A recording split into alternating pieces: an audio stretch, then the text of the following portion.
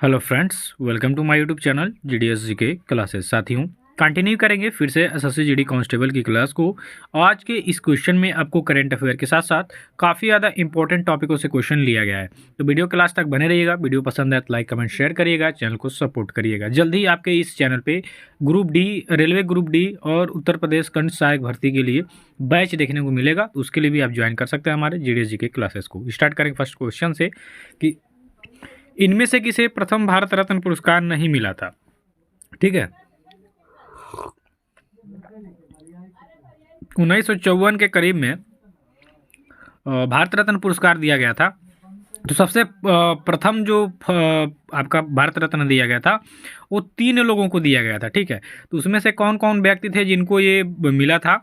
तो डॉक्टर सर्वपल्ली राधाकृष्णन उस समय आपके भारत के प्रथम उपराष्ट्रपति थे। सीवी रमन उस समय भारत के प्रथम विज्ञान के क्षेत्र में नोबेल पुरस्कारकर्ता थे। सी राजगोपालाचारी जो कि भारत के स्वतंत्र भारत के प्रथम गवर्नर जनरल थे, और अंतिम रूबी। ठीक है, तो इन तीनों को क्या मिला था? आपका भारत रत्न पुरस्कार। डॉक्टर राजेंद्र प्रसाद ने इन पुरस्कारों का वितरण किया था तीनों को। ठीक है, तो यहाँ पे आपका जो होगा डॉक्टर राजेंद्र प्रसाद, ये गलत हो जाएगा क्योंकि डॉक्टर राजेंद्र प्रसाद को बाद में भारत रत्न पुरस्कार मिला था। सबसे पहले डॉक्टर सर्वपल्ली राधाकृष्णन, सीवी रमन और सी राजगोपालाचारी को मिला था। यहाँ से आप देखेंगे आपका जो सी ऑप्शन होगा ये करेक्ट हो जाएगा।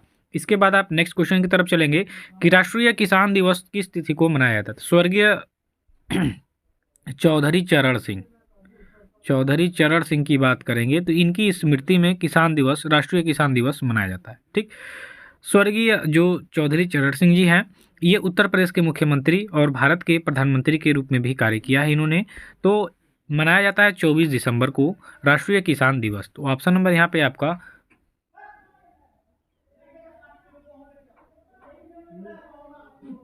अरे 23 दिसंबर हो जाएगा, ऑप्शन नंबर बी।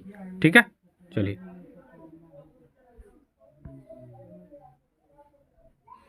भारतीय वन स्थिति रिपोर्ट 2023 हाल ही में किसके द्वारा जारी की गई? तो भारतीय वन स्थिति रिपोर्ट 2023 की बात कर लेंगे तो ये जारी किया गया है भारत के वन एवं पर्यावरण मंत्री भूपेंद्र यादव के द्वारा। तो ऑप्शन नंबर आपका यहाँ पे ए करेक्ट हो जाएगा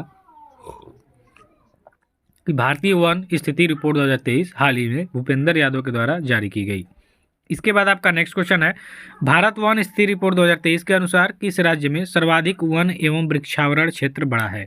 ठीक है, तो ये आपका हो जाएगा छत्तीसगढ़। ऑप्शन नंबर डी इसका राइट आंसर हो जाएगा। भारतीय वन स्थिति रिपोर्ट 2023 के अनुसार छत्तीसगढ़ राज्य में सर्वाधिक वन एवं वृक्षावरण क्षेत्र बढ़ा है। ठीक है, तो यहाँ पे डी ऑप्शन करेक्ट करेंगे। इसके बाद है, प्रधानमंत्री नरेंद्र मोदी को किस देश के सर्वोच्च सम्मान का ऑर्डर ऑफ मुबारक अल कबीर से सम्मानित किया गया है? ये देखिए, ये आपका काफ़ी ज़्यादा इंपॉर्टेंट हो जाएगा कि प्रधानमंत्री नरेंद्र मोदी को हाल ही में ऑर्डर ऑफ मुबारक अल कबीर से सम्मानित किया गया। और यह किस देश के द्वारा किया गया था? तो ये आपके कुवैत के द्वारा किया गया था। यानी कि यहाँ पे आपका ऑप्शन नंबर सी करेक्ट हो जाएगा कि प्रधानमंत्री नरेंद्र मोदी के द्वारा ऑर्डर ऑफ मुबारक अल कबीर से सम्मानित किया गया कुवैत सरकार द्वारा। इसके बाद है, अंडर 19 महिला T20 एशिया कप का खिताब हाल ही में किस टीम के द्वारा जीता गया? तो अंडर 19 महिला T20 एशिया कप की बात कर लेंगे तो ये भारत के टीम द्वारा जीता गया है। यानी कि यहाँ पे आपका बी ऑप्शन करेक्ट हो जाएगा, भारत। ऑप्शन नंबर बी यहाँ पे आप करेक्ट करेंगे।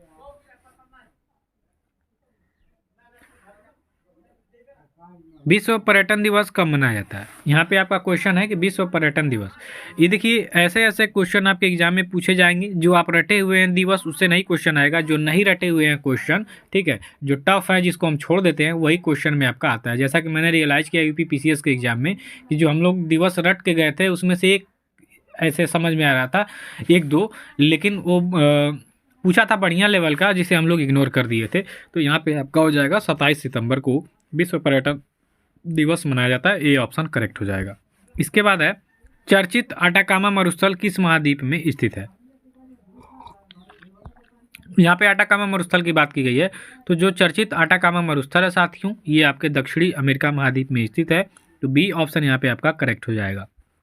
इसके बाद है कि चर्चा में रहा शेरगढ़ वन्यजीव अभयारण्य किस राज्य में स्थित है? तो चर्चा में रहा शेरगढ़ वन्यजीव अभयारण्य, इसकी बात कर लेंगे तो ये आपको हो जाएगा राजस्थान में। यहाँ पे आपका ऑप्शन नंबर सी करेक्ट हो जाएगा कि चर्चा में रहा शेरगढ़ वन्यजीव अभयारण्य, ये आपके राजस्थान राज्य में स्थित है। इसके बाद है, चर्चा में रही पेंटिंग इंदुलेखा किसके द्वारा बनाई गई है? पेंटिंग इंदु लेखा की बात करेंगे यहाँ पे, तो पेंटिंग इंदु लेखा ये आपके रवि वर्मा, जो पेंटर थे रवि वर्मा, राजा रवि वर्मा, इनके द्वारा ये पेंटिंग बनाई गई है। ठीक है, तो आप यहाँ पे डी ऑप्शन करेंगे। नेक्स्ट है वर्ल्ड प्रेस फ्रीडम इंडेक्स 2024 में भारत की रैंक क्या है? तो विश्व प्रेस स्वतंत्रता इंडेक्स जो है सूचकांक, इसमें 2024 में देखेंगे तो भारत की रैंक थी 159वां। ठीक है, 159वां, जो कि बहुत ही दयनीय स्थिति है भारतीय मीडिया की। तो इस तरह से ऑप्शन नंबर यहाँ पे आपका सी करेक्ट हो जाएगा। नेक्स्ट क्वेश्चन, चांग ई मिशन किस देश का चंद्र मिशन है? इसको आप वेरी इंपॉर्टेंट करिएगा। ठीक है, चांग ई मिशन किस देश का चंद्र मिशन है? ये आपके चाइना का है चांग ई मिशन। चांग ई, चौ से चांग, चौ से चीन, तो चांग ई मिशन ये आपके चीन का चंद्र मिशन है। ऑप्शन नंबर डी करिएगा। नेक्स्ट हो जाएगा, निम्नलिखित में से कौन सा अधिनियम घरेलू हिंसा से संबंधित है? घरेलू हिंसा से यहाँ पे आपको बताना है कि कौन सा अधिनियम घरेलू हिंसा से संबंधित है। तो घरेलू हिंसा अधिनियम 2005 ये आपके घरेलू हिंसा से संबंधित है। ऑप्शन नंबर यहाँ पे आपका सी करेक्ट आंसर हो जाएगा। नेक्स्ट है, भारत के राष्ट्रपति के विरुद्ध महाभियोग कौन लगा सकता है? तो भारत के राष्ट्रपति के विरुद्ध जो महाभियोग लगाई जाती है वो संसद के द्वारा लगाई जाती है, यानी कि ऑप्शन नंबर भी यहाँ पे करेक्ट हो जाएगा। नेक्स्ट है, भारत में ऑपरेशन फ्लड कार्यक्रम का प्रारंभ कब हुआ था? ऑपरेशन फ्लड की बात करेंगे तो दूध की उत्पादकता से संबंधित है और इसकी शुरुआत जो हुई ये 1970 में हुई थी, यानी कि ऑप्शन नंबर ए आपका यहाँ पे करेक्ट हो जाएगा 1970। नेक्स्ट है, टिहरी बांध परियोजना किस नदी पर स्थित है? तो साथियों टिहरी बांध परियोजना इसकी बात करेंगे तो ये आपके भागीरथी नदी के ऊपर स्थित है। ऑप्शन नंबर डी करेक्ट हो जाएगा। नेक्स्ट हो जाएगा, केंद्रीय तंबाकू अनुसंधान संस्थान, ये आपको बताना है कि केंद्रीय तंबाकू अनुसंधान संस्थान आपका कहाँ पर स्थित है। तो साथियों केंद्रीय तंबाकू अनुसंधान संस्थान ये आपके राजमुंदरी में स्थित है, यानी कि आप यहाँ पे ऑप्शन नंबर सी को करेक्ट करेंगे। चाय के साथ साथ वीडियो शूट हो रही है साथियों, सर्दी बढ़ गया ठंडी, तो चाय के आनंद के साथ वीडियो आपकी शूट हो रही है। संविधान का कौन सा अनुच्छेद भेदभाव पर रोक लगाता है? यहाँ पे आर्टिकल पूछ रहा है कि भेदभाव पे रोक लगाने का आर्टिकल। ठीक है, तो किसी भी जाति धर्म पे जो भेदभाव होता है, इससे संबंधित जो भेदभाव है इसको रोकने के लिए हम किस अनुच्छेद का अनुसरण लेते हैं? तो ये आपका आर्टिकल 15 होता है। 15 अर्थात 15, अनुच्छेद 15। यहाँ पे आपका बी ऑप्शन करेक्ट हो जाएगा कि संविधान का जो अनुच्छेद 15 है ये भेदभाव पर रोक लगाता है ना। इसके बाद आपका क्वेश्चन है कि बेरोजगार लोगों के लिए बेरोजगारी भत्ते की व्यवस्था करना किससे संबंधित हो जाएगा? तो भैया बेरोजगार लोगों के लिए बेरोजगारी भत्ते की जो व्यवस्था करना है ये आपका आता है किसमें? तो ये आपका आता है निदेशक तत्वों में। ऑप्शन नंबर ए इसका करेक्ट हो जाएगा, ये इंपॉर्टेंट था। नेक्स्ट है, भारतीय संविधान के किस भाग में ग्राम पंचायत की स्थापना की बात की गई है? अनुच्छेद 40। अनुच्छेद 40 क्या कहता है? ग्राम पंचायतों का गठन, ग्राम पंचायत का गठन। ठीक है, ग्राम पंचायत का गठन संबंधी अनुच्छेद कौन सा है? तो अनुच्छेद 40 है। यहाँ पे अगर जो आपसे भाग पूछ रहा है तो भाग आपका कौन सा हो जाएगा? तो साथियों यहाँ पे भाग हो जाएगा 4। भाग 4 में ग्राम पंचायतों की स्थापना की बात की गई है और आर्टिकल 40 में भी। ठीक है, याद रखिएगा। भारतीय संविधान में टोटल 22 भाग हैं, ये भी याद रखिएगा, आपसे कभी कभी पूछ देता है 1 नंबर में।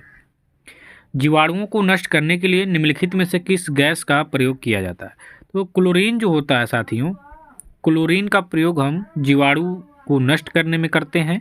तो इस तरह से आपका ऑप्शन नंबर ए क्लोरीन हो जाएगा। ठीक है, कि जीवाणुओं को नष्ट करने के लिए क्लोरीन गैस का प्रयोग किया जाता है। अगला है, अम्ल वर्षा वनस्पति को नष्ट कर देती है, क्योंकि उसमें क्या होता है? तो उसमें होता है सल्फ्यूरिक अम्ल। सल्फ्यूरिक अम्ल जो होता है ये वनस्पतियों को क्या कर देती है? नष्ट कर देती है। तो अम्ल वर्षा याद रखिएगा, उसमें होता है सल्फ्यूरिक एसिड। एरोसोल का उदाहरण है, देखिए एरोसोल प्राकृतिक और कृत्रिम दोनों होते हैं, जो हवा में मौजूद होते हैं, जो नग्न आंखों से नहीं दिखाई देते हैं। तो एरोसोल का उदाहरण हो जाएगा आपका धुआं। ठीक है, धुआं हो जाएगा। ये धुआं जो होता है ये एरोसोल का उदाहरण है। तो ऑप्शन नंबर यहाँ पे आपका सी करेक्ट हो जाएगा। नेक्स्ट है, तृतीय आंग्ल मराठा युद्ध कब हुआ था? अंग्रेजों और मराठों के बीच में जो तीसरा युद्ध हुआ था कब हुआ था? तो ये आपका हुआ था कब? 1817 से 1818। ठीक है, ऑप्शन नंबर यहाँ पे आपका डी करेक्ट हो जाएगा। इसके बाद आपका नेक्स्ट क्वेश्चन है कि तृतीय आंग्ल मराठा युद्ध आपका कब हुआ था? तो तीसरा आंग्ल मराठा युद्ध की अगर जो हम यहाँ पे चर्चा करते हैं तो ये आपका हुआ था 1803 से 1806 के बीच में। दूसरा द्वितीय यहाँ पे है ना, द्वितीय, मैं तृतीय पढ़ रहा हूँ इसको भी। तो द्वितीय जो आंग्ल मराठा युद्ध है ये 1803 से 6 के बीच में हुआ। मुगल काल में अमल गुजार का संबंध किस क्षेत्र से था? तो मुगल काल में अमल गुजार की बात देखेंगे तो इसका संबंध था राजस्व से, ठीक, वसूली से। ऑप्शन नंबर यहाँ पे डी हो जाएगा। इसके बाद है कंप्यूटर की बूटिंग के लिए इनमें से किसकी आवश्यकता होती है? तो बूटिंग, ये देखिए कई बार एग्जाम में आपके आया हुआ क्वेश्चन है, ये तो इम्पोर्टेंट है और ये असेंबलर से हो जाएगा। ऑप्शन नंबर बी हो जाएगा यहाँ पे, ठीक है। चलिए, पृथ्वी ग्रह का वह क्षेत्र जहाँ जीवन मौजूद है उसे क्या कहा जाता है? तो पृथ्वी ग्रह का वह क्षेत्र जहाँ जीवन मौजूद है उसे हम क्या कहते हैं? उसे कहते हैं जैवमंडल। ऑप्शन नंबर ए यहाँ पे करेक्ट हो जाएगा। इसके बाद है गुरु शिखर चोटी निम्न में से किस पर्वतमाला की सबसे ऊंची चोटी हो जाएगी? तो ये आपके अरावली श्रेणी की हो जाएगी, ठीक है। तो आप यहाँ पे डी ऑप्शन को करेक्ट करेंगे कि गुरु शिखर चोटी अरावली श्रेणी की सबसे ऊंची चोटी है। इसके बाद है आपका कि निम्न में से कौन सी जनजाति तमिलनाडु राज्य की मूल निवासी नहीं है? यानी इसमें से 3 ऐसी जनजातियां हैं जो तमिलनाडु की मूल निवासी हैं, लेकिन ऐसा कौन सा है जो मूल निवासी नहीं है तमिलनाडु का? तो ये आपका भूटिया हो जाएगा, ठीक। ऑप्शन नंबर यहाँ पे आपका सी जो है करेक्ट हो जाएगा कि निम्न में से जो भूटिया है तमिलनाडु राज्य के मूल निवासी नहीं है।